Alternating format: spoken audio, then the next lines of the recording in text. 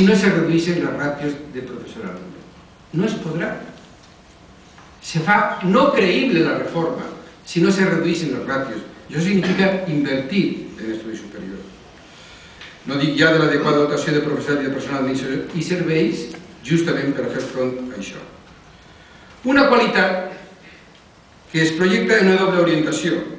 Exterior, perquè els responsables polítics i la ciutat valenciana han de posar els mitjans per a la millora d'aquest servei públic en la línia de la que estic parlant, i que quede clar que l'estudi que ha esmentat el professor Furió deia una altra cosa també molt important.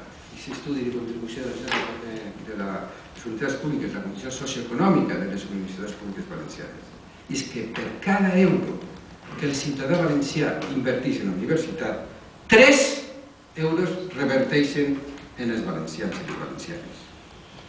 Per tant, treballar per una universitat pública vol dir treballar des de dins amb els incentius que cal esperar tant d'un model de finançament estable com el programa d'un campus d'excel·lència, perquè ha de suposar el reconeixement de la labor realitzada i la garantia de projecció social del propi treball.